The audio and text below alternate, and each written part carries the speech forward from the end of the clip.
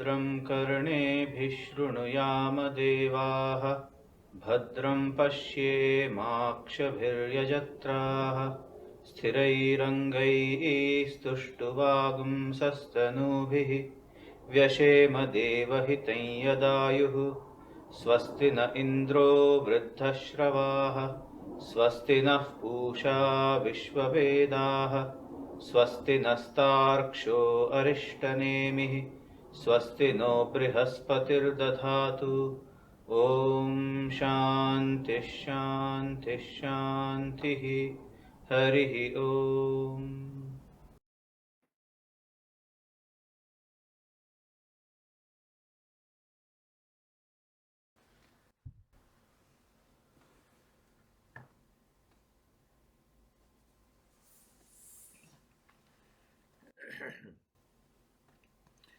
Dear friends, welcome back to the study of the Mundaka Upanishad. We have now almost completed the study and hardly 3 more shlokas left, which has to do with the concept of achievement and attainment of that absolute goal, oneness with the universe. And the last 2 verses are concluding verses. There's not much of a philosophy in it.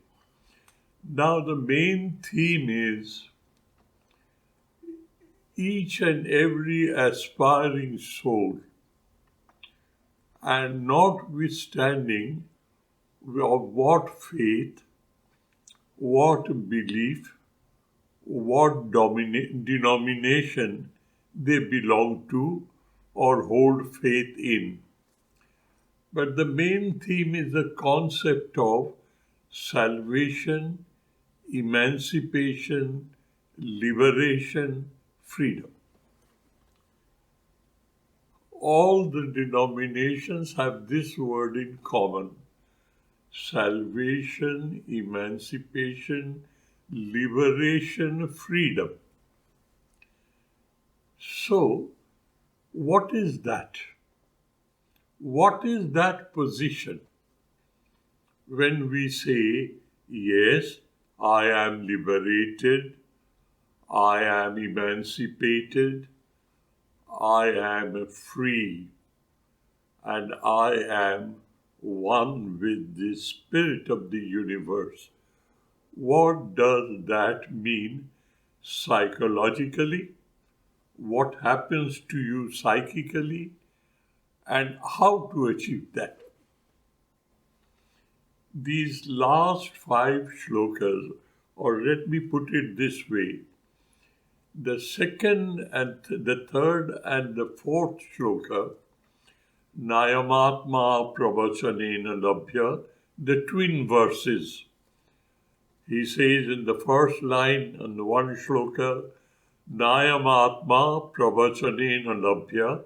In the second twins verse, he says, Nayamatma Balahinena Labhya. So, how you do not get it, how you do not reach it, how you cannot achieve it is being mentioned. That means you are asked to avoid these pitfalls.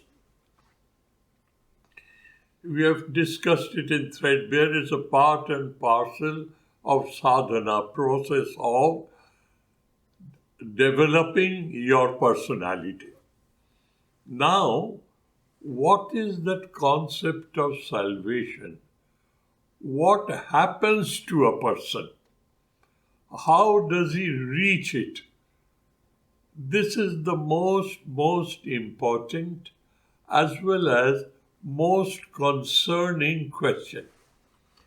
If I do not know how to reach it, if I do not know my destination, if I do not know by the path of which I will reach my destination, do you think you can ever reach it? Therefore, in our way of discussion, that is, according to our Indian scriptural descriptions, the Vedanta system, or any other Shardarshana, the 6 schools of philosophy, they highlight that you must be very, very clear-eyed. You must have a crystal clear understanding, and that understanding has to be rock solid. These two are essential, and progressing according to the earlier mentioned technique and methodology, you will reach the goal. The goal has been mentioned. What is that goal? You have an identity today. You say, I am. When you say, I am, immediately you identify your amness, firstly with your body, with your mind, with your life, with your emotions, with your rationality, and a separatist, individualistic concept of I am different from the whole world. That is what we are today. What is salvation? What is moksha? What is mukti? Freedom, salvation, emancipation. What does it mean? It means that by a back-breaking, untiring effort to disidentify yourself with what you are in actuality not. I'll repeat again. To disidentify yourself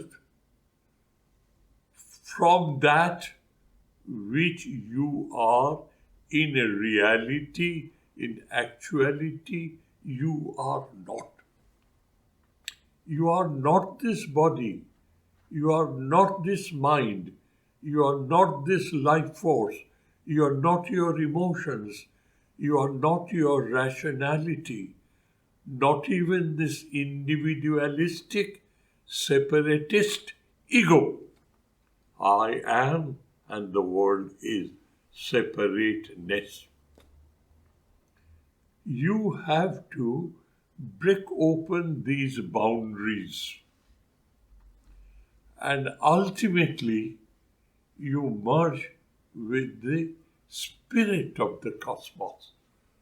The spirit, the Holy Ghost, the Atman, the Brahman, the Jivatma loses its identity as a Jiva, merges with this identity of Paramatma. And what is that identity? It totally saturates your personality. That is, it is a process of being and becoming, process of natural evolution, that I slowly and slowly disidentify myself from what I am not and identify myself with my true original nature. This is the procedure, firstly, to be intellectually, rationally understood, A, and secondly, that understanding goes so deep within you that the personality undergoes a sea change. Then, I call you by name when you are asleep as of today, you will wake up. The sound waves of the name enters your ears, resonates into your brain, and the identity with your name is so deep, you wake up and say, "Who is calling me?" At that time, if I call you by your name, you have disidentified yourself so much, you don't respond. And in return, I call you, "Oh dear Atman, Bho Atman." That is a Sanskrit word. "Oh dear Atman," calling. And you, "Who is calling me?" Though you are responding bodily, but you have identified yourself with the Spirit. That is the position with which a farther stretch of imagination you have a vague idea, and that vague idea, when slowly and slowly saturates your whole personality, you be and become one with the object of your meditation. Tat akara akarita bhavati. You become one with the object of your thinking. You and your thoughts merge together. That is known as realization. Now, this procedure is experienceable but not describable. But descriptions are in different forms. When I have to describe something material, I can precisely describe it in such a manner that I will guide you by your nose and you will say, "I have understood you." In worldly matters, you have no escape. A teacher can guide you by your nose, as it were, holding your nose ring. You may be a wild bull, but a finger in your nose ring, you say, "I do understand." But this is an area where you can't describe. If you cannot describe, how can you understand? So there is a word known as description by suggestion. It is not a total description, but it suggests to you what you are driving home. And it has been used in a Sanskrit word, tatastha lakshana. A description by suggestion, whereby you are pointing yourself to that which is not visible, but you understand it is. How is that? A tree on the side of a flowing river. The river is the bottommost level of the valley. That is what it is because of gravitation. You are at a higher level. There's a thick forest. You don't see the river. But you would like to know that you are going to the river. So you are on a crossroad. You don't know whether you turn right or turn left to reach the river. So you wait at the crossroad and you find a man coming up during that walkway.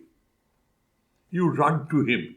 Sir, did you see a river below in the valley? I want to go to that river, cross the river and climb up, and my destination is on the right." You tell him what is your destination. "I want to be one with the divine." He stops, listens to you, looks round, and then tells you, "Do you see that very tall gum tree swiveling in air, swinging in breeze? That tall one?" "Yes, sir, I can see that." Now, you imagine you come down vertically to the point where the trunk of the tree meets the ground soil. Imagine right down. And the river that you want to know flows by that bank, by that point where the tree's trunk meets the river. That is the bank of the river close to you. Now, you don't see the river, but the way it is being described, you are convinced, yes, if I follow that tall tree and I walk towards the trunk of that tree, which is vertically down, I will see the river. Let me make a journey onwards. You have been given a description. You have been explained the way of finding your path. That pathfinder leads you to your destination. This is known as Tatastha Lakshana, suggestive definition, suggestive direction. So now, dear, the shloka number 5, shloka number 6, shloka number 7, 8, and 9. All these shlokas are like the Tatastha Lakshana of how to reach that goal and what will be your experience when you reach the goal, so that your experiencing confirms that you have now known it not by organs only, but knowing as an experiencing knowledge. Jnanam has been converted into Vijnanam. Of these Tatastha Lakshanas, we have read the 5th shloka in great detail. We have read the 6th shloka in great detail during the last talk. Let us take up the 7th shloka for the day. What does the 7th shloka say? As usual, I'll read it. I'll give a paraphrase of it. I'll give you a word-to-word meaning, and then the meaning of the sentence, and then we will discuss the psychology and the rationality involved. Gata Kala Panchadasha Pratishtha. A. Devascha Sarve Pratidevatashu. B. And Karmani Vijnanamayaschamatma Pare Abhyaye Sarve Eki Bhavanti. This is the last 2 lines. Let us now concentrate on the literal meaning. Panchadasha Pratishtha Kala Gata. What does it mean? 15 elements which goes to make my body. What are those 15 elements? Now, these are the analysis according to Vedanta or Hindu philosophy. 15 elements. What are those? 5 sense organs: eyes, ears, nostril, the nose, the skin, and the tongue. 5 sense organs. Pancha Jnana Indriya. 5 sense organs.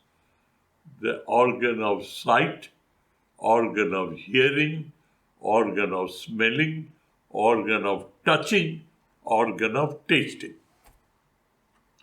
I identify with that. And because of that identification, I say, I know. I know the fruit is sweet. Why? I've experienced it. That sensation of sweetness has been confirmed by my sensation of the tongue.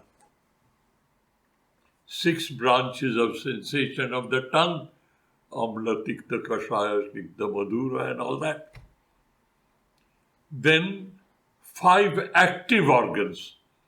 Now, I am identified with my vision, capacity to see. I see, I hear, I smell, I touch, I taste. I have identified myself with this 5. Then my hands, my feet, my limbs, and my excretory organs. Pancha Karmendriya, with which this body functions. I identify with them. And I have that cosmic energy in me which manifests in this body as prana, apana, dhyana, udana, samana. Pancha prana. Inhalation, exhalation, regurgitation, blinking of your eyes, and so on and so forth. They are all energy oriented. 5, 5, 5 makes 3 times 5, 15. This body of mine, where I say I reside in this body, when I am in the process of liberating myself, emancipating myself, when I am on the process of moksha or mukti, freedom and liberty, when I am in that process, I slowly and slowly disidentify myself with these 15. Now the process of disidentification is not only imagination. In meditative period, I say, I am neither the 5 sense organs, I am neither the 5 active organs, I am neither the 5 cosmic energy manifesting in me. I am what I am, amness, awareness, and indefinable ecstatic joy. Satswarup, Chitswarup, Ananda Swarup, Atma. That is what I am.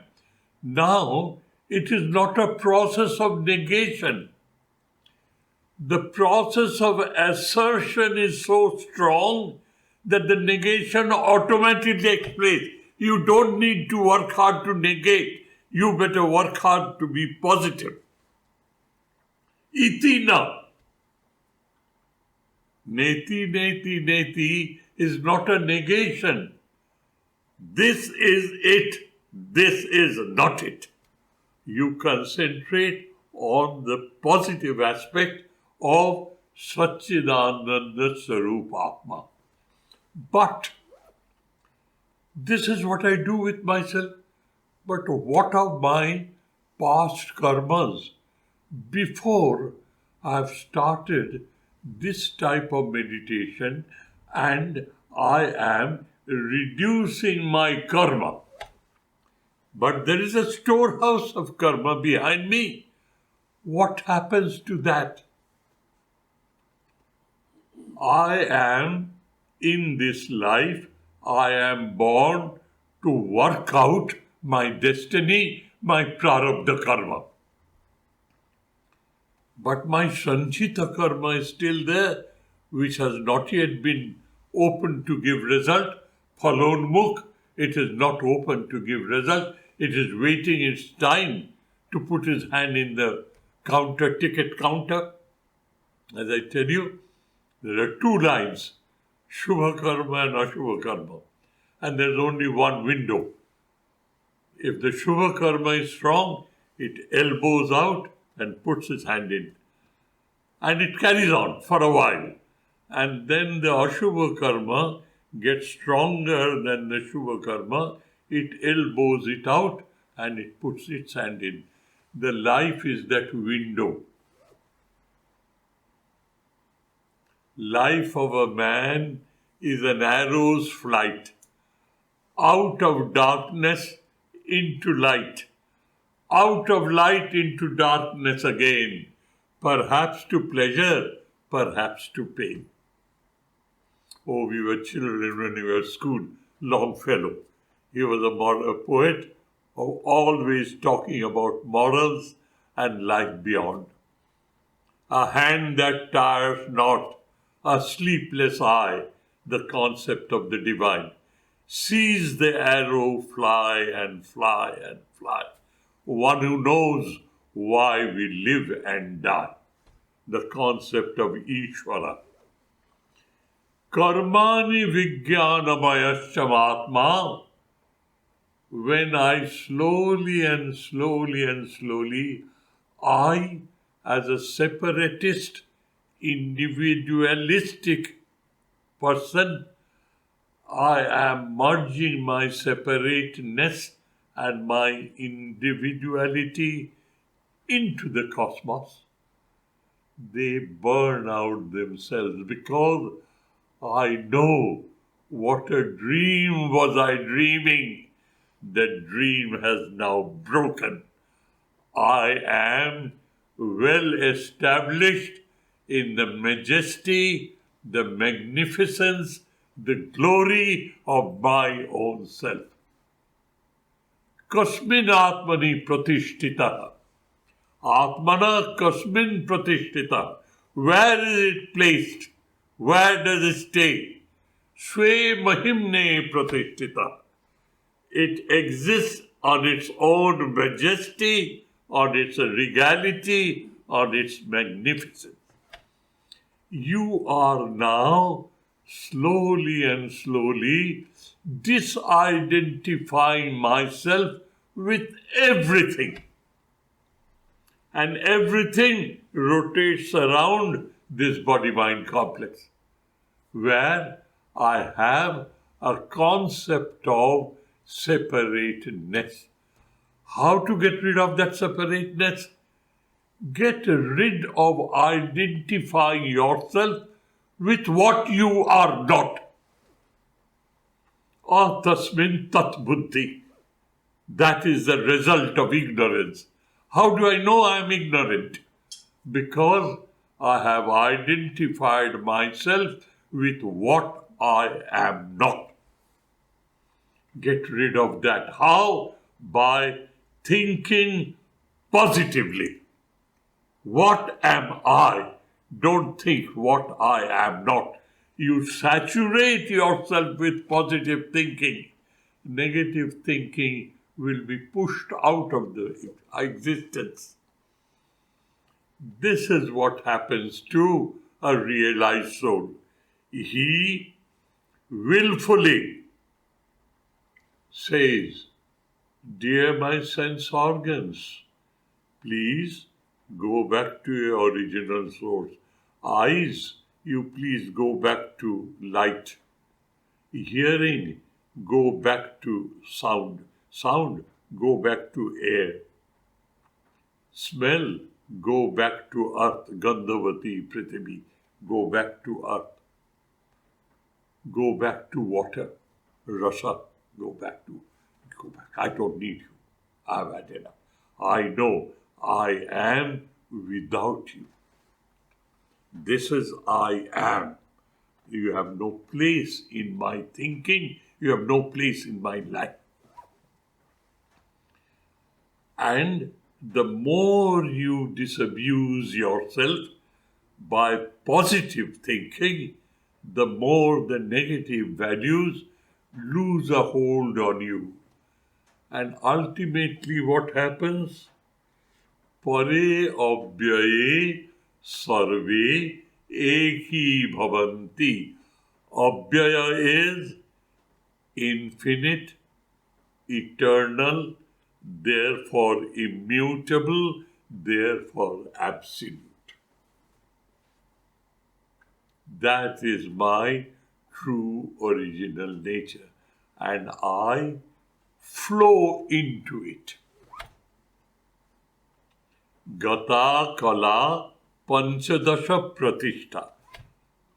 And a realized soul, when he casts off his body for the last time, you can feel, if you ever have that occasion, to see a realized soul preparing himself for the last departure, you will find that he slowly and slowly withdraws, and you will feel his limbs, pancha karmendriya, fourthly, they are no more active.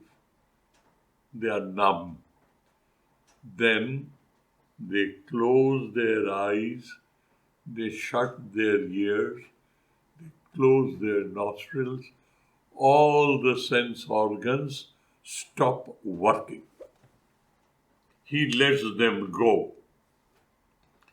And when he has disabused himself of all of these wrong identities, he takes a deep breath, and you do not know when he exhales. That exhalation, the pranavayu, mixes the whole world. And the body remains, and he is everywhere. Pare abhyaye sarve eki bhavanti. Sarve, in the whole cosmos, there's not a speck of space left, not an iota of time left where he is not. And that is a willful departure of a realized soul. Samprapya enam rishaya jnana tripta jitatmanah vitaraga prashanta te sarvagam sarvato prapya dhira yuktat manaha sarvameva vishanti. That is the fifth. Vedanta Vijnana Sunishatartha Sannyasa Yoga Jata Suddha Satta Te Brahmalokeshu Parantakale Paramrita Parimuchanti Sat. The last two lines describe the same thing from different perspectives, so that all the perspectives that may cause a doubt and a hesitancy in your understanding is being managed. And he holds himself back for the last example. This is the last but one, but for all practical purposes, this is the last. What is it? Yatha Nadya Sandamana Samudre. Yatha, as for example. I am giving you an example. And what is the best example? Jatra Lokika Parikshakanam Darshanam Napyahannate Sadrishtanta. What does it mean? Lokika is the student who wants to learn. Parikshaka is the teacher who wants to pass this idea or this wisdom to the student. The teacher has to find out an example where he and the teacher, the student and the teacher, are of the same opinion. And that is the best example. You don't have to have words. The example is the best teacher. Jatra Lokika Parikshakanam Buddhi Samyam. When their conviction agrees, that is the best example. As for instance, don't touch fire, it will burn you. That's enough. don't touch fire, it will burn you. Fire burns. You are safe. Don't play with fire, it will burn. Now here he has found out an example where the student and the teacher, they are of the same opinion. What is that example? Yatha, by way of an example, Sandamana Nadya Samudre Sandamana. Nadya is plural. Rivers of the whole world. They, by their gravitation, meander through the landmass. Either they meet each other, ultimately all the rivers end up in the ocean. It's a fact of life. You agree, I agree, everybody agrees. I have found out an example. The teacher has found out an example. What is that example? A flowing river ends up through the estuary, goes and flows into the ocean. That is a fact of life.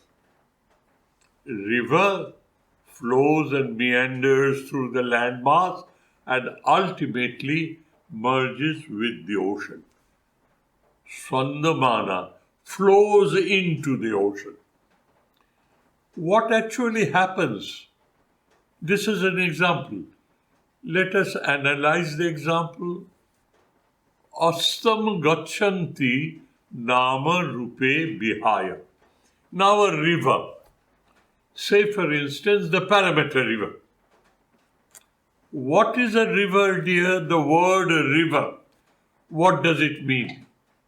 It means a mass of water contained by the left bank, the right bank, and the bed. A mass of water is flowing because of gravitation. And ultimately, that river through the harbor and the estuary goes and meets the ocean. Jatha Nadya Sandamana Samudre. Rivers, they all meander through the landmass and enters the ocean. What actually happens? That volume of water is known as Parameter River. Why it is a river? Why it is not a pond? Why it is not a lake? Why it is not a dam?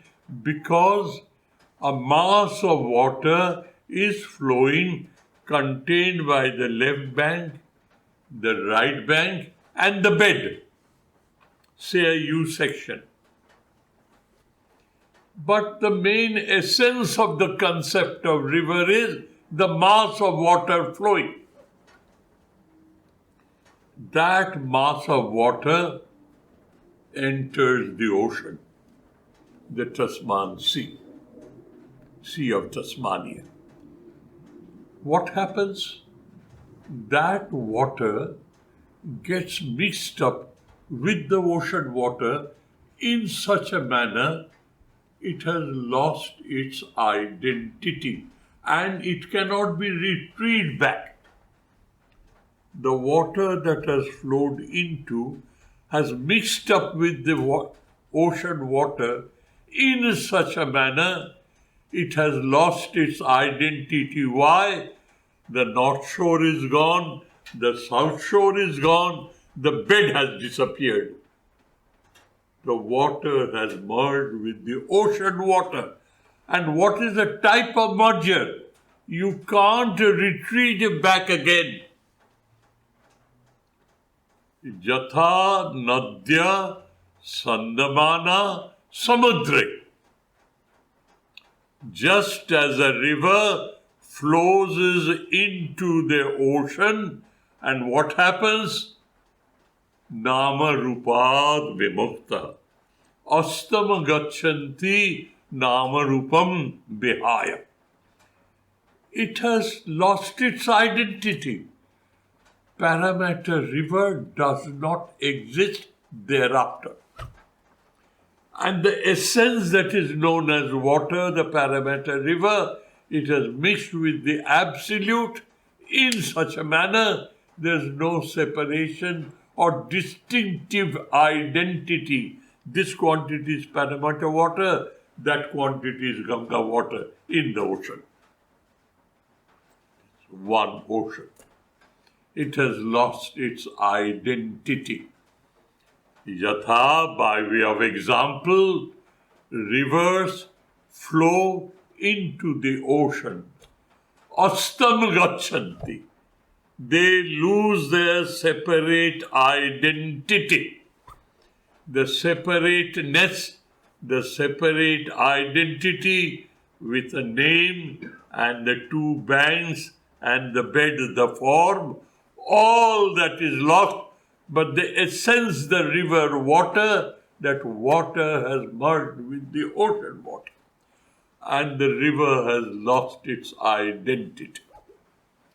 Jatha nadya samudre sandamana astam gachanti namarupam vihaya tatha vidwan. Similarly, jatha tatha. As for example, and this is what is exemplified. What is exemplified? Similarly, vidwan, knower of the self, not intellectual, psychical, experiencer of the self. Through meditative process, ending up into samadhi, where your identity is lost in the object of your meditation. You are one with the object of meditation. Tatha vidwan nama rupad vimuktaha. Tatha vidwan nama rupad vimuktaha. Parat param upaeti divyam. Divyam means dotanavan, the home of effulgence. There is no darkness, no non-understanding. Everything is crystal clear. What is crystal clear? That the reality of the universe is not one, non-dual. When you say one, you have to precondition of concept of one is you must have a concept of duality. Two, then you can think of one. That is why it is said non-dual or Dvaita. What it is, I can't say. It is. So, dear, with this from that shloka number 5, the shloka number 8, 4 of them gives you a total concept of what happens to an individual when he upaiti, mind this word, underline this word. It doesn't happen suddenly. It is a long, back-breaking, uninterrupted procedure. With that procedure, you slowly and slowly and slowly take up your identity from what you are in reality not. And that taking out your identity is a figure of speech. How is it to be done? By thinking positively what you are. This is what it is. Now let me conclude now, dear, by reading this shloka number 8. We have only 3 more shlokas left. Of the last 2 are conclusive. There's one more regarding this. Anyway, Yatha Nadya Samudre Sandamana Astam Gachanti Namarupe Vihaya Tatha Vidyan Namarupad Vimuktaha Parat Param Purusham the sublime unique being, Upaiti Divyam, slowly and slowly and slowly, in a gradual manner, process of evolution, accelerated by your willpower and your determined effort. In this very life, you can achieve that goal. So we have studied the two important shlokas of this chapter. The previous one was Gata Kala Panchadasha Pratishta Devascha Sarve Prati Devatashu Karmani Vijnanamayasyamatma Pare Abhyaye Sarve Ekhi Bhavanti. And now finally he ends up with an example. Yatha Nadya means plural. All rivers. Samudre Sandamana. They slowly and slowly merge with the ocean. And what happens? It has lost its separateness. It has lost its identity as something separate from other. Similarly, like a flowing river, a human being is flowing. Flowing how? The flow means you are disidentifying yourself with what you are not. How do you do so? By identifying yourself what you are.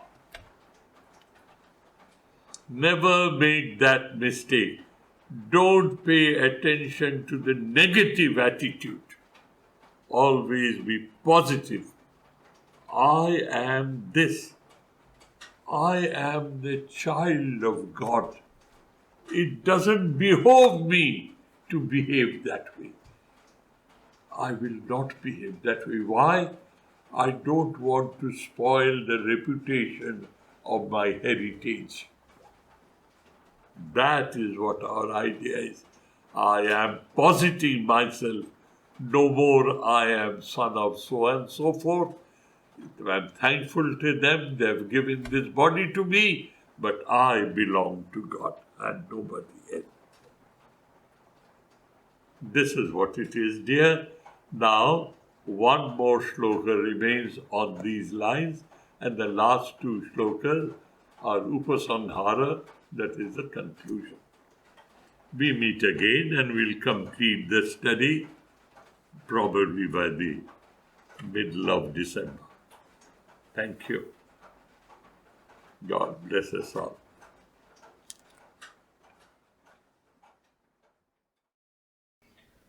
Om Shanti Shanti Shanti Harihi Om Tat Sat Shri Ramakrishna Arpanamastu.